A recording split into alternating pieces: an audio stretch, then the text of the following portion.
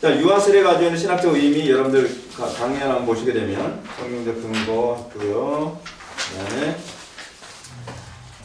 하이델베르크 유대문사 73은 유아들에게도 세례를 받아야만 합니까? 라는 질문에 대해서 하이델베르크는 이렇게 얘기하죠. 대답이 이렇습니다. 그렇습니다. 그것은 유아들도 어른들과 마찬가지로 하나님의 언약과 교회에 속하였고 또한 어른들 못지않게 유아들에게도 그리스도의 피에 속한 속죄와 믿음을 일으키시는 성신의 약속이 있기 때문입니다. 그러므로 유아들도 언약의 표인, 이 표라고 했잖아요. 예. 이 표가 영어로 sign인데요. 이거를 다른 말로 표징이라고 얘기합니다. 유아들도 언약의 표인 세례를 통하여 그리스도의 교회에 연합되고 불신자의 자녀와 구별되어야 합니다. 이런 일이 구약에서는 할례를 통해서 이루어졌으나 신약에서는 그 대신에 세례가 제정되었습니다. 그러니까 우리 개혁파에서 왔을 때는 전통적으로 이 세례의 그 기원은 할례에서 근거합니다. 할례에서 근거예요. 왜 할례 얘기하는지 여러분들 이제 좀 있으면 이해가 돼요. 이게 가정교육과 아주 직결되어 있어요. 다요. 할례를 하게 되면요. 할례에 대해서 제대로 공부를 하게 되면 가정교육 안 하면 안 돼요. 이게 할례가 바로 그러니까 이 유아 세례가요. 가정교육 반드시 시키겠습니다라는 부모의 명령하는 거예요. 사실. 한번 이제 계속 읽어볼게요. 여기서 중요한 점은 어린아이들도 믿음을 일으키는 성령의 역사에 참여할 수 있다는 것입니다. 다시 말해서 어린아이들이라고 해서 경건한 삶에 참여하는 것이 불가능한 것이 아니라는 말이죠. 아이들도 부모와 함께 거룩하게 되는 것은 본성에 의해서가 아니고 부모와 함께 참여하는 은혜 언약에 의해 거룩하다고 선언하는 것입니다. 이게 놀트 신조 1장에 나오는 얘기예요. 따라서 아이들로 하여금 은혜 언약의 주의 계명을 지키도록 부지런히 가르치고 신명기 6장 4절부터 9절 말씀 언약의 공동체에서 떨어져 나가지 않도록 기도해야 합니다. 유아 세례 줬다고 해서 구원받은 거 아닙니다. 유아 세례 항상 구원이 유아 세례를 받아야만 구원을 받는 것도 아니고요. 유아 세례를 받았다고 해서 얘가 구원받은 건 아니에요. 그럼에도 불구하고 왜 유아 세례를 그토록 중요하게 여기느냐? 할례 받았다고 해서 구원받은 거 아니죠. 할례를 받았다고 하는 것은요. 언약의 표를 받았다는 거예요. 언약의 표를 받았다는 것이 뭐냐면 네가 하나님의 백성이라면 이런 열매가 나와야 돼 라고 하는 거죠. 언제까지요? 열매가 나올 때까지. 흥미로운 게 뭐냐면요. 세례 있잖아요. 세례가 별거 아닌 것 같죠. 근데요. 세례를 받은 사람은요. 항상 머릿속에 뭐가 이게 항상 돌고 있냐면요. 그래도 난 세례 받은 사람인데 이게 돌아요. 신기해요. 불교 절에 가서요. 불당에다가 그 기와장에다 이름 쓰는 거 있잖아요. 그 사실 뭐 기독교 그런 거 되게 흉내를 많이 낸 거잖아요. 기와장에다 이름을요. 수백 번을 써도요. 이런 생각이 안 생겨요. 근데 자기가 세례를 받았다라고 하면요. 교회를 나가도요. 그래도 난 세례 받은 사람인데 이게 머릿속에 이게 지워지질 않아요. 그 사람이 구원받아서가 아니에요. 이 하나님께서 정하신 약속의 방식이 돼요. 그렇다고 해서 강제로 세례받게 하는 게 옳다는 건 아닙니다. 근데 자기가 일단은 동의해서 세례를 받은 사람들은요. 나 그래서 세례 받은 사람이에요. 근데 이게 어떠냐면요. 유아 세례 받은 아이들이 나중에 세상으로 나가잖아요. 그래도 난 어렸을 때는 난 유아 세례 받은 사람인데 난 다시 하나님으로 돌아가야 되는데. 네. 아니 근데 신기하게 네. 그런 게 작용을 해요. 네. 왜냐하면 그게 하나님께서 제정하신 거였어요. 근데 우리는 세례 되게 가볍게 여기잖아요. 네. 가볍게 여기면 안 돼요. 성찬도 가볍게 여기면 안 됩니다. 우리 교회에서요. 성찬을 제가 이제 성찬에 관한 영적 임재서를 바르게 이해하고 성찬을 했더니요. 성찬 때 얼마나 은혜가 강력한지 몰라요. 남자들이 울면서 성찬에 참여해요. 성찬이 이렇게 은혜로운지 몰랐다는 거예요. 근데 성찬을 성경대로 안 하니까 성찬이 별로 믿음의 유익이 안 되는 것 같아요. 근데 성찬을 제대로 하면요. 진짜 은혜롭습니다. 성찬이. 그게 영적 임재설이에요. 근데 그럼 이제 문제가 이거죠. 은혜 언약에 머물도록 어떻게 가르칠 것인가. 여러분들 그 유아 세례 교육을 딱 받고 나면 이제 성도들 앞에서 선서하는 거 아시죠? 네. 뭐라고 선서할까요? 내가 이 아이를 하나님의 말씀대로 14살 될 때까지 그러니까 문답을 할 때까지 철저하게 가르치겠습니다. 양육하겠습니다. 그거 서약하고서 유아 세례를 받거든요. 근데 이것과 관련해서 고린도전서 7장이요. 부모가 바른 신앙을 가지고 자녀들을 양육하는 것이 얼마나 중요한지를 여기서도 이제 또 언급하게 되는데요. 고린도전서 7장 13절과 14절 말씀 한번 보시기 바랍니다. 믿지 아니하는 남편이 아내로 말미암아 거룩하게 되고 믿지 아니하는 아내가 남편으로 말미암아 거룩하게 되나니 그렇지 아니하면 너희 자녀도 깨끗하지 못하리라. 그러나 이제 거룩하니라. 자녀들이 거룩하게 대해서 뭐라 했냐면 아내가, 이게 아내라고 하는 것은 믿는 아내고 남편은 믿지 않은 남편이거든요. 바꿔서도 얘기할 수 있습니다. 남편이 믿는 남편이고 아내가 믿지 않는 아내라 한다 할지라도 하나님의 언약에 충실하게 되면 어떻게 해요? 자녀도 거룩하게 돼요. 근데 이 거룩해야 된다는 게 자동적으로 거룩해야 된다는 게 아닙니다. 하나님의 언약을 믿고 자녀들을 양육하게 될 때 하나님께서 그 약속대로 자녀들에게 복을 주시겠다는 개념입니다. 우리는 언약을 믿거든요. 그래서 우리는 이걸 언약 신학이라고 얘기합니다. 하나님께서 우리들에게 이 유아 세례를 주고요. 유아 세례는 구약식으로 따지면 뭐예요? 할례죠. 근데 할례는 누가 시킬까요? 제사장이 할까요? 네, 부모가 해주고. 근데 옛날에 할례를 어떻게 했을까요? 여러분 할례가 뭔지 아시죠? 네. 요즘 따지면 포경 수술이잖아요. 네. 포경수 옛날에는 포경 수술 그 할례하다가 죽는 경우가 굉장히 많았습니다. 그리고 옛날에 할례를 할 때는요, 그냥 메스 같은 거로 그렇게 하지 않고 돌을 깨가지고서. 네. 그러니까 이걸 찢는 거예요, 네. 살을. 그러니까 여기서 감염돼서 죽는 경우가 굉장히 많았어요. 그래서 야곱 시대 때 같은 경우에도 그 사건이 있었잖아요. 세겜 사건. 예, 네. 그렇죠. 네. 그 사건 때 사람들이 할례 받고 난 다음에 아무도 움직이지 못하잖아요. 네. 막 살해를 당하고 있는 상황에서 네. 저항을 못할 정도로. 그 정도로 할례라고 하는 것은요, 내가 목숨 버립니다 하는 수준이에요. 그러니까 구약에서 개념하고 굉장히 똑같죠. 그러니까 옛날에는 할례는요, 나 죽었다라고 생각해야만 받을 수 있는 거예요. 생식기의 그 부분을 이렇게 따낸다는 건 보통 문제가 아니거든요. 그러니까 이거죠. 옛사람은 죽고 새 사람으로 다시 태어나는 거죠. 거의 그 정도예요. 그러니까 할례를 하고 난 다음에 다 완치되면 아유 이제 살았다. 진짜예요. 근데 중요한 건 할례를 주로 부모들이 했다는 거죠. 이 할례를 통해서 부모가 마음이 어떻겠어요? 찢어지는 것 같죠. 애가 죽느냐 사느냐는 거거든요. 근데 왜 8일일까요? 그 완전수가 7이잖아요. 네. 부활의 수가 8이에요. 네. 자, 근데 부활을 믿기 때문에 하는 거예요. 예. 옛사람은 죽고 새 사람으로 부활할 것에 대한 기대감으로 할례를 하는 거죠. 근데 이 할례를 통해서 부모가 어떤 마음을 품어야 되냐를 그 각오를 갖게 만드는 거죠. 네 아들의 생명을 살리고 죽느냐에 관한 그 마음을 가지고 네 자녀에게 신앙을 전수해야 된다는 거예요. 그것이 할례의 스피릿이에요. 그래서 이 할례 스피릿을 가지고 그것이 그대로 세례로 우리에게 연결되어지죠. 세례의 스피릿이 거기에 있는 거예요. 그러니까 여러분 우리가요 자녀들에게 할례를 행하는 것과 우리의 사명 감당하는 걸 따로 떼면 안 됩니다. 그러니까 상담생 목회자들이 나 목회하느라 바빠서 자녀들 마음의 할례 만드는데 잘못했다. 그거 하나님 앞에서 먹히질 않는 얘기입니다. 그 사도 바울이 그러잖아요. 할례는 육체할 것이 아니요 마음의 할지니. 그러니까 이 마음의 할례를 우리가 자녀들에게 마음의 할례를 할 때요 보통 힘든 일 아닙니다. 예를 들어서 아이들이 잘못했을 때 저는 애들 솔직히 몇 때릴 때요 너무 괴로워요. 안 하고 싶더라고요. 근데 이건 마음의 할례하는 마음으로 해야 되는 거예요. 네, 그리고 우리가 자녀들을 막 양육하고 뭐 할 때 우리 피곤해서 하기 싫을 때 되게 많이 있잖아요. 네.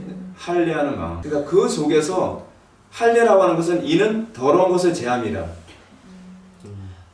사실은 할례를 함으로써 궁극적으로 더러운 것을 제거한다는 것은요, 이게 그 씻는 예식으로서의 세례의 개념이 또 포함되는 거예요. 그러니까 이 할례 안에 다 들어가 있어요. 옛사람은 죽고 새사람은 다시 태어남, 그리고 더러운 것을 제하는 씻는 예식의 성격까지 이 안에 다 들어있는 겁니다. 근데 부모가 이걸 하는 거예요. 그러니까 여러분 자녀들의 구원이 누구에게 있다는 걸 가르치는 것이 할례요 또는 유아 세례냐면 부모에게 있다는 거예요. 그래서 세례는 뭘 보고, 세례는 개인의 믿음을 보고 주지만 유아 세례는 아니구나. 부모의 믿음을 보고 주죠. 네, 그래서 그런 거예요. 그러니까 유아 세례가 엄청 중요하죠. 엄청 중요한 겁니다. 그러니까 사실은 부모가 자기가 스스로 그 죽는 고통을 겪어가면서 자녀들을 키우는 거예요. 신앙 그렇게 전수시키게 되지 않습니다. 그래서 유아 세례는 아이에게 세례자로서 거룩한 삶을 살아야 할 이유와 신분을 각인시키고 날마다 경건한 삶을 살아가도록 양육해야 할 부모의 의무를 강조하죠. 다시 말해서 기독교 신앙의 장소는 교회가 아니라 가정입니다. 대부분 우리는 교회 안에서 위탁교육이 굉장히 익숙해져 있죠. 그거 성경적이지 않습니다. 네. 위탁교육 언제 시작된지 아시죠? 19세기부터 시작됐습니다. 그 당시 이제 산업혁명이 일어나면서 아이들이 소외되는 아이들이 되게 많이 일어나거든요. 그러다 보니까 영국에서 어떤 일을 했냐면 사회적으로 소외당하고 막 탈선하고 그런 아이들을 1월마다 모아서 아이들을 가르쳤어요. 그것이 이제 소위 썬데이 스쿨의 시작인데 이것이 교회 안에 들어오면서 성도들의 가족, 자녀들도 다 교회 안에서 양육을 하는 게 좋겠다. 근데 스코틀랜드 교회에서 그랬어요. 니네는 큰 실수하는 거다. 그렇게 되면 신앙의 세대차 생길걸? 그렇게 하면 안 돼? 라고 했는데 사실 그때는 효과를 많이 보는 것 같았거든요. 근데 거기서 속으면 안 돼요. 효과를 보는 것 같은데 아니나 다를까? 점점 부모의 신앙과 자녀 신앙이 달라지기 시작을 하는 거예요. 네. 실제로 여러분 교회 안에서 우리 교회는 사실 부교육자를 안 둬요. 왜냐하면 부교육자한테 배운 아이들과 담임 목사님한테 배운 부모들이 틀려요. 신앙이 달라요. 네, 너무 달라요. 네. 그러니까 아이들이 그런 거예요. 우리는 전 사람한테 그렇게 안 배웠는데요. 우리는 부목사님한테 그렇게 안 배웠는데요. 이런 갈등이 자꾸 생기는 거죠. 네. 근데 미국 교회나 영국 전통적인 교회들 보면요. 어른들하고 애들하고 특히 청교도 교회는 같이 예배해요. 그리고 목회자가 한 명밖에 없는 경우가 태반이에요. 부교육자가 별로 없어요. 그래서 청교도들 교회는요. 메모터 처치 개념이 없어요. 한 200~300명. 많아야 200~300명이었대요. 왜냐하면 담임 목사님 혼자서 커버할 수 있는 숫자가 많지 않잖아요. 일일이 다 신방하고 상담하고 뭐 해야 될 일이 너무 많으니까요. 근데 교회 규모가 커지면 자동적으로 부교육자들 숫자가 늘어나고요. 부교육자 숫자가 늘어나면 거기서 신앙의 사각지대가 생겨요. 네. 그래서 이제 그런 부분을 최소화시키는 거죠. 그래서 부교육자를 두더라도 자기 교회에서 자기의 신학이나 신앙을 그대로 이해하고 전수받은 사람들이 주로 그렇게 하죠. 네. 그게 이제 전통적인 개혁파 교회들의 교회론의 모습입니다. 근데 우리가 이런 부분이 많이 생기면서 부모들이 자녀에게 신앙을 전수해주는 일은 별로 없고 전도사님이나 목사님이 신앙을 애들한테 전수해주는 것이라고 인식이 바뀌기 시작을 했어요. 그러다 보니까 어떤 문제가 생기냐면 개인의 경건까지 무너지는 거예요. 왜냐면 부모가 자녀들한테 신앙을 전수해주려면 자기가 경건해야 되거든요. 부모가 자녀한테 예배를 전수해주려면 자기부터 예배를 잘 드려야 되잖아요. 근데 따로따로 예배를 드리기 시작하니까 자기가 그렇게 의무감을 안 갖는 거예요. 그러니까 부모는 부모대로의 신앙이 무너지고 아이들은 아이들대로의 신앙이 무너지는 거예요. 양쪽이 다 무너지는 거죠. 굉장히 어리석은 선택을 하는 거죠. 그래서 우리 교회 같은 경우에는 주일학교가 없어요. 저희 교회는 그래요. 그래서 성도들이 알아서 신앙교육 잘 시키세요. 네. 그러니까 성도들이 막 이럴 때는 애들 어떻게 교육시켜야 돼요? 그냥 다 코치해주고 저는 이제 코치해주는 위치에만 있는 거예요. 그리고 우리는 예배 딱 마치고 나서 집으로 돌아가잖아요. 그럼 부모와 자녀하고 오늘 선포된 말씀과 서로 나눠요. 오늘 목사님 무슨 설교 하셨지? 그러면 애들이 얘기해요. 적은 것만 얘기해. 저 오늘 이런 거 적었어요. 근데 되게 웃겨요. 어때는 도대체 제가 한 소리가 뭔지 못 알아듣고 칼 바르트가 어땠고 그랬는데 그냥 대충 아는 게 칼 바르트가 별로 좋은 사람은 아닌가 보구나. 그래서 칼 바르트 나쁜 사람 막 이런 식으로 애들이 뭐 듣긴 들은 거예요. 그래도 이제 뭐 그런 식으로 아이들이 부모하고 이제 또 부모한테 그러죠. 오늘 목사님 이런 말씀인데 이게 무슨 말인지 도무지 모르겠어요. 그러면 설명해줘요. 그래서 어떻게 해요? 교리 용어를 그때 애들이 부모와의 관계에서 배워가요. 또 어쩔 때는 부모님이 대답을 못 해주잖아요. 그래도 부모님이 다시 또 공부해요. 그래서 애들을 또 다시 가르쳐줘요. 그러면서 애들하고 나누고요. 그리고 또 요번에 목사님이 그 부모님 이러시면 안 된다 그러는데 엄마 아빠는 왜 그러시나요? 아, 엄마 아빠도 조심할게. 뭐 이제 그렇게 하면서 서로가 이제 굉장히 경건이 다져져 가는 거예요. 그래서 학교에서 있었던 일 거기서 다 나오고요. 오늘 목사님 설교 들어보니까요. 학교에서 이건 잘못된 것 같아요. 그렇지. 그러니까 믿지 않는 아이들의 자녀들을 전도하기 어려운 대신 걔네들에게 이제 데모 역할을 해주면 돼요. 데모 역할. 애들이요 그렇게 되면 어떤 현상이 나타나냐면 부러워해요. 아 부모님하고 같이 얘기해. 좋겠다. 네. 우리 부모님도 같이 예배했으면 좋겠다. 오히려 훨씬 전도 효과가 더 좋아요. 네. 그러니까 우리가 사실은 성경적으로 하면요 부작용이 별로 없어요. 네. 근데 자꾸 인간적 효율성을 자꾸 따지면서 문제는 더 커져가요. 당장은 좋은 것 같아요. 근데 애들이 참 재밌는 게 뭐냐면요. 저희 교회는 주일학교들을 위한 프로그램이 없거든요. 근데 애들이 진짜 거짓말같이 느껴지실 텐데요. 아이들이 제일 좋아하는 날이 언제라고 하냐면요. 첫 번째는 수련회예요. 수련회는요. 한 달 전서부터 애들이 막 설레가지고 가방 싸고 난리도 아니에요. 막. 너무 뿌듯하시겠다. 네. 그러니까 애들이 거의가 다요. 수련회 한 달 정도 전서부터 애들이 다 들떠있어요. 들떠있어요. 그리고 애들이 그 다음으로 좋아하는 날이 주일날이에요. 네. 주일날 이게 말도 안 되는 협박인데 애가 너무 말을 안 들으면 엄마가 이런 얘기가 돼. 사실 그런 말 하면 안 되는데 너 그런 식으로 하면 이번 주일날 예배 안 데려간다 그러면 잘못했다고 막 빌어요. 네. 안 믿어지죠. 다른 교회는 안 가고 싶어서 애들이 그러잖아요. 주일학교가 있는데 우리 교회는 주일학교 없거든요. 애들을 위한 프로그램이 없어요. 근데 애들이 잘못했다고 막 그래요. 그리고 애들이 예배 마치고 집에 이제 돌아가려고 하거든요. 집에 안 가려고 그래요. 막 울어요. 안 가고 싶다. 좀 더 있고 싶다고. 근데 왜 그런가 했는데요. 그 영적인 분위기죠. 네. 그 자체가 좋은 거예요. 네. 애들이 그냥 좋대요. 그냥. 그리고 애들이 그럼 누구하고 놀까요? 성도들 전체하고 같이 놀아요. 애들끼리만 놀기도 하지만 애들하고 어른들하고 노는 일이 우리는 굉장히 자연스러워요. 집사님들 애들하고 놀고 애들끼리도 놀고 그리고 형하고 동생하고 놀고 우리 교회는 모든 관계를 다 수직으로 나눴거든요. 그러니까 팀 모임을 한다 하게 되면 연령별로 나누는 것이 아니라 수직으로 나눴어요. 그래서 60대부터 20대까지 다 이렇게 한 팀이에요. 그러니까 나중에는 수직으로 치네요. 수직으로. 그래서 어른들한테 삶의 지혜를 배우고 아이들은 어른 공경하는 법을 배우고 그래서 앉아서 대화하는 거 보면요. 연령과 관계없이 대화를 나눠요. 네. 왜냐하면 세대 차이가 생기면 교회는 죽기 시작하는 거예요. 유대인들이 그래요. 유대인들이 기독교인을 보면서 니네들은 뭐 오래 못 가겠다.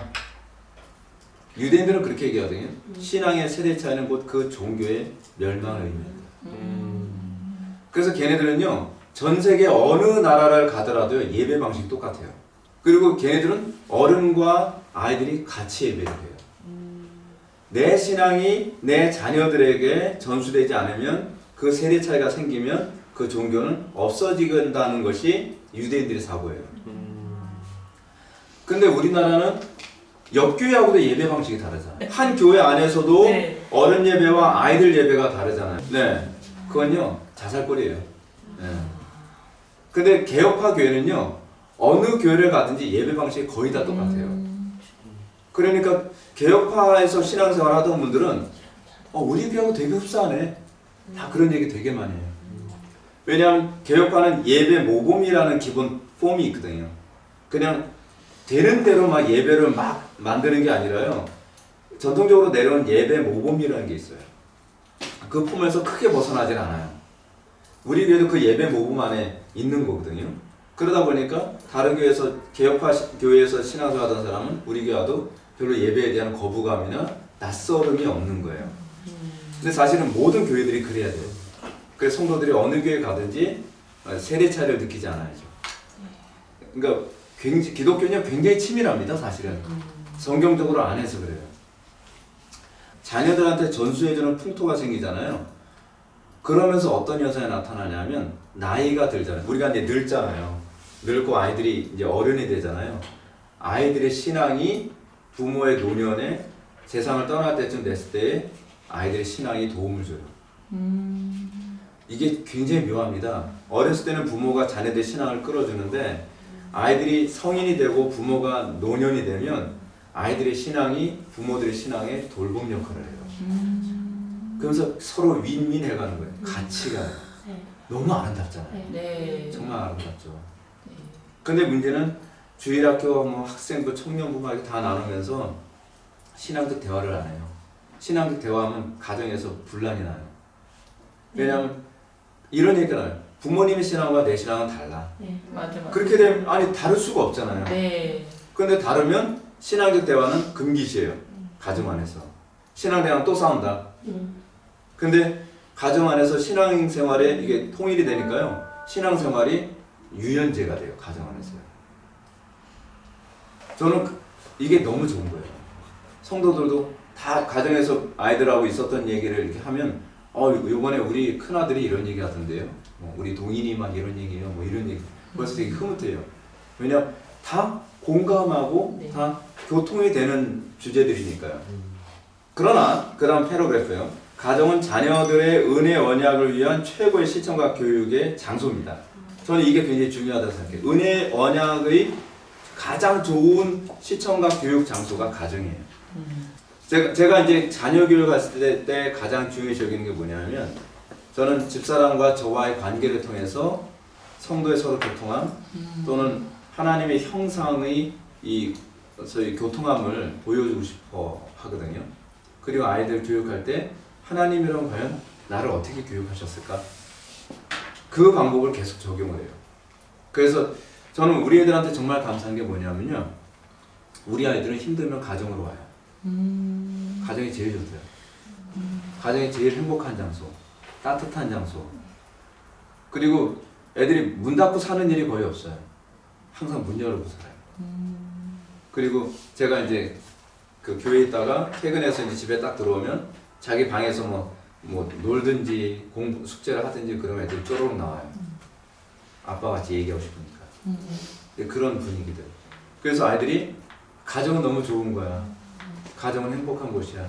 가정은 힘들면 위로받을 수 있고 또 치유될 수 있는 곳이야 라고 하는 인식. 그리고 그 가정 안에서 하나님의 영광을 보죠. 왜냐하면 아버지의 역할, 어머니의 역할을 통해서 하나님은 어머니 같은 이런 모습이 있고 하나님은 아빠의 이런 모습이 있어. 이거를 가정 안에서 다 터득을 해요.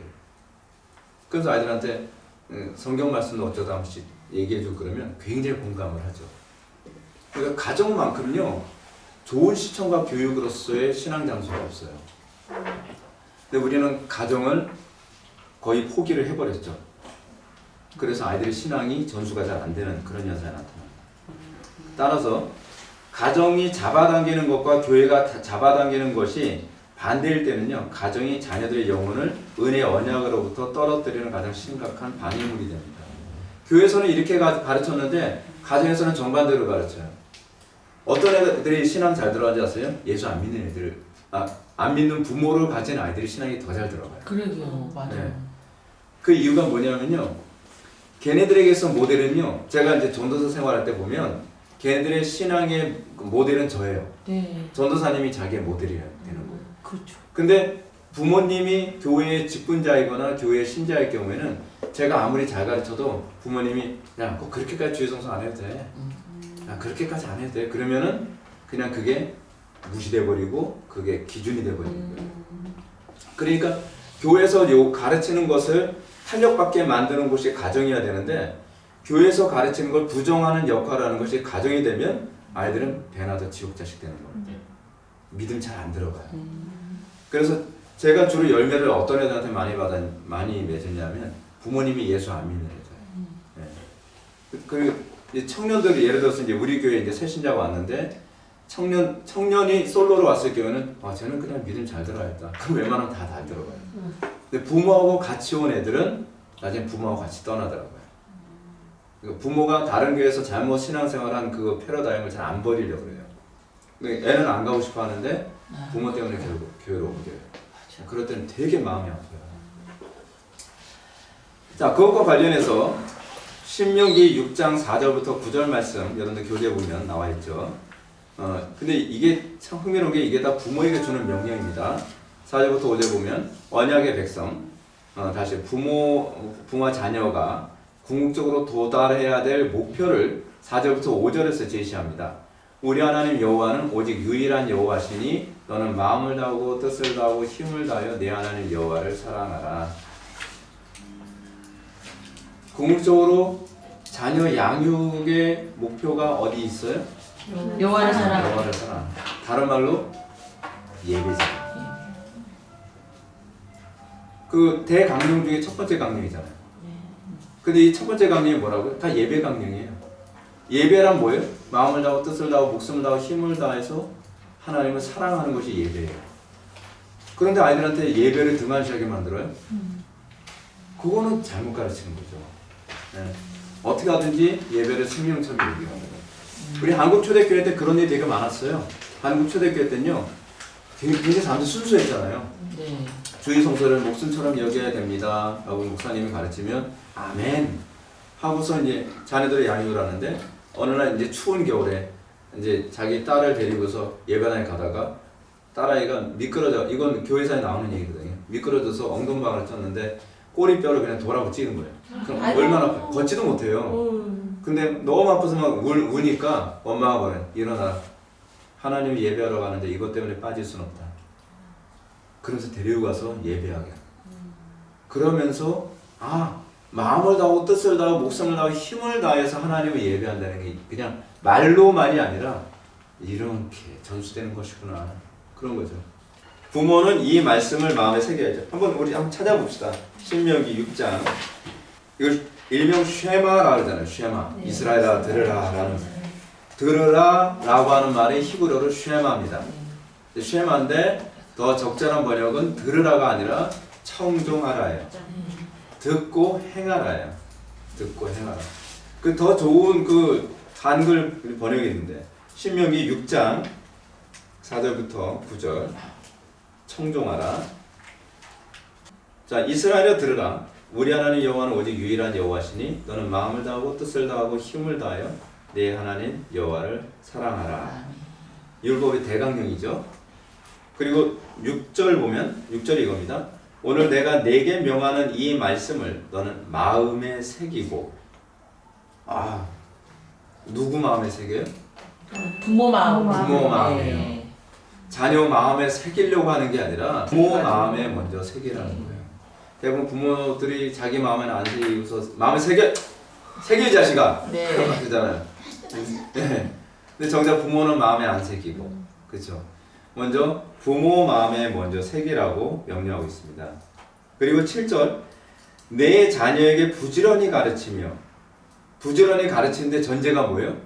내가 먼저 마음에 새겨야. 네. 부지런히 가르치. 근데 문제는 부지런히 가르치는데 자기는 마음에 안 새기는 분들도 많이 있잖아요. 네. 그런 사람들 주로 실천을 안 하죠. 네. 마음에 생겼을 때 나타나는 것이 묵상이거든요. 온통 그 생각만 하는 거예요. 그래서 하나님 말씀대로 준행하며 살아가면 아이들이 그 모습 보면서 따라오게 되죠. 그래서 부모님 이 명령을 자녀들에게 부지런히 가르치며 집에 앉아 있을 때든지 길을 갈 때든지 누워 있을 때든지 일어날 때든지 이 말씀을 강론할 것이며. 한번 교재 보시면 부모님 이 명령을 자녀들에게 부지런히 가르쳐야만 합니다. 언제까지요? 마음에 새겨질 때까지. 일어날 때든지 가르쳐야 되고요. 이건 무슨 얘기예요? 항상 교육적인 마인드로 집중해야 되는. 네. 앉아있을 때나 길을 갈 때나 누워있을 때나 일어날 때든지 항상 교육적인 마인드를 집중해야 됩니다. 그러니까 항상 일해야 되는 거예요.